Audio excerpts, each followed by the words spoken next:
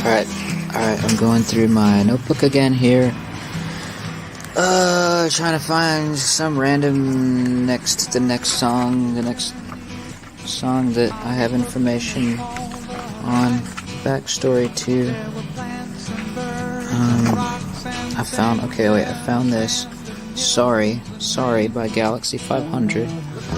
I wrote here, this video is about the backstory to the song, to the lyrics to the song Sorry, by Galaxy 500. I'm trying to remember what album that was on. I think it was on This Is Our Music. Anyway, what I wrote here, when I lived on McVicker Street in Chicago,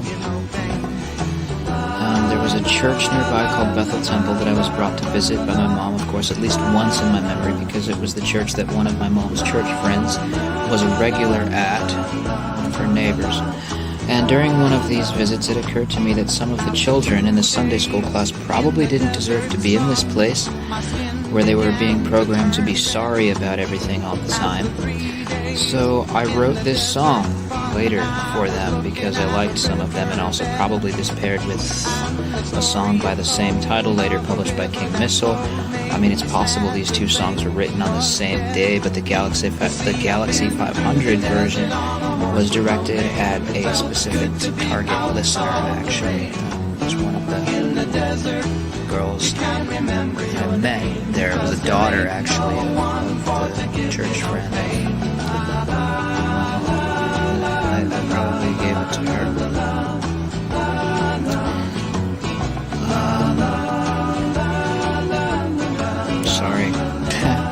Sorry by Galaxy 500. Well, I'm sorry about the weather, and I'm sorry that the drive was much too far. Seems like everything is business, and we're sorry all the time. When we're home, what is home? Home is home. What is home? All alone. What is home? Well, we love the weather. It's kind of a silly song. Under the cities lies a heart made of brown, but the humans will give no love. See, I've been anyway,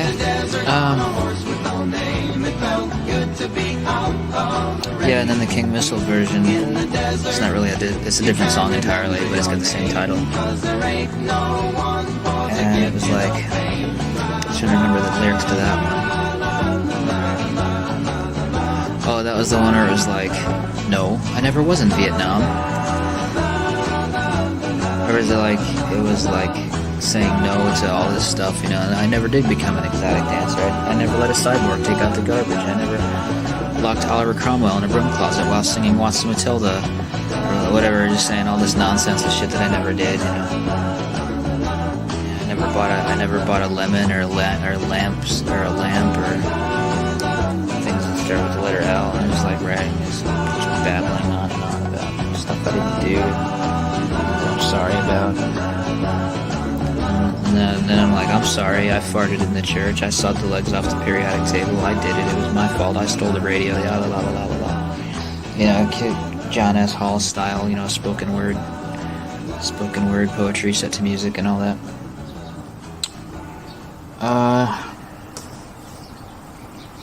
So what year was that? That would have been like 1985 or something like that, I think. Either 85 or 86.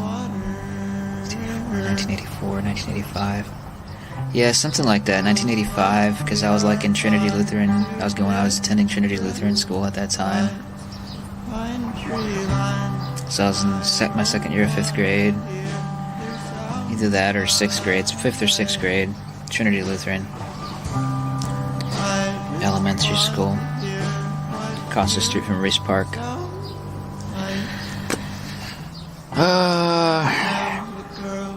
I think that's actually where I first met Jolene, too. Was in that Sunday school class, and I saw her, and then I wrote a song, and I gave it to her, and then I went and visited her at her apartment that she was staying at with her mom.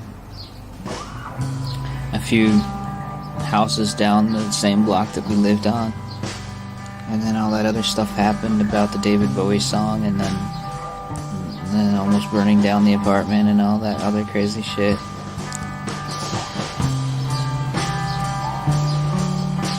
That was kind of how we met. I wrote that song, Sorry. Sorry, I feel sorry for you, you know? I feel sorry that I fucking saw you here, you know? Like, this is bullshit, you know? You should at least, you know, put out an effort to let you know, you know? I didn't have, like, romantic feelings for her or anything, but I was, like, you know, like, empathic, you know? Just, like, felt sympathy, you know? Like, you know, sorry you're here, you know? So, there's that. Okay, then I'm looking at Way Up High, and I think Way Up High I wrote it later in like 1993 when I was in Ann Arbor, Michigan.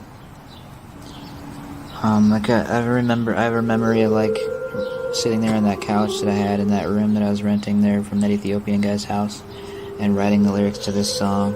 But it might have been, I might have wrote it earlier, but it might have been then, I don't know. Way Up High, Galaxy 500. Let's see. Yeah, this was about my sisters, actually.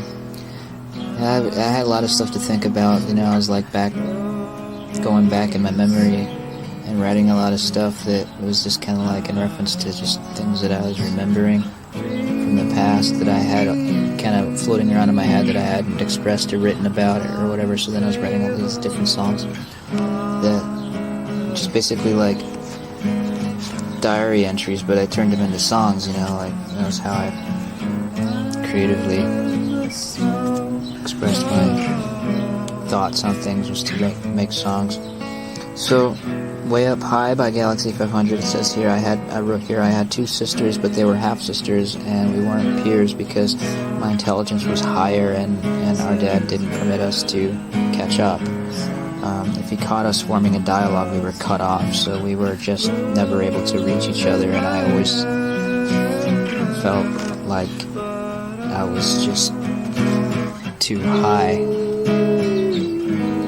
So that's what that song is about, Way Up High. And like I'd be like, yeah, and the lyrics to the song are basically explaining or describing how I would try to communicate, and I would try to just sort of share, you know, where I was at with them, but it never really worked. And I would like it's like simple things like look what I did, or look, I did this thing, or I drew this picture, or look, you know, I fucking made this thing, or whatever, you know how the lyrics go. Up on the roof, why so aloof? Right. Now, yeah, actually so there was a roof, because I used to go up on the roof a lot, and now, because my father owned this restaurant on North Avenue and Wall Street. And then we lived on the third and fourth floors of that building, right? And the restaurant was on the first floor and the second floor. And our rooms were upstairs on the third and fourth floors, right? And then there was also a door on the fourth floor that led to this outer, like, balcony type thing. And we'd throw this ladder up and get up on top of the roof sometimes and hang out up there. And it was just kind of, like, metaphorical for, like, you know, I would go up there and just hang out by myself sometimes and just to get away from shit and just get in my own personal space and think and stuff like that. But that's what that reference in that line of the song was. And come see my quilt, look what I built, way up high and going too fast. Oh, and then, okay, then that was another reference to, like, I was moving too fast this one day. I was like, just my mind was like racing, and then like, and as a result, I stepped on a nail. There was like this plank, and I was walking on it with my flip-flops, just kind of like, you know, walking across it, and then like there was the rusty nail sticking out of it, and I stepped on it because I was moving too fast, and I wasn't looking where I was going, you know. I stepped on the nail and it went right through my foot without hitting any nerve, so I didn't feel it. And then, like, when I tried to move, I couldn't go any farther forward, so I backed up and I pulled my picked my foot up, and I was like, I thought my like shoe got stuck on a piece of gum or something like that, but it was a fucking nail sticking right through my foot. I looked at the bottom of my foot, and there was like this hole in the bottom of my foot. I was like, well, that's weird. Why didn't I feel that? You know, and I had to go, and I went to the doctor, and they did give me a tetanus shot and everything. And you know, a big reaction, you know, from my dad and stuff. They are all reacting like, you know, like, oh, terrible thing, you know, like they're always really reactive about it. So I was like always like, you know, reluctant to, you know, report anything, you know, that happened. If something happened, I'd try to like just deal with it on my own, you know. But that one, I was like, well, maybe I should go see a doctor about this just in case. You know, shit, that's a fucking nail. It's pretty rusty.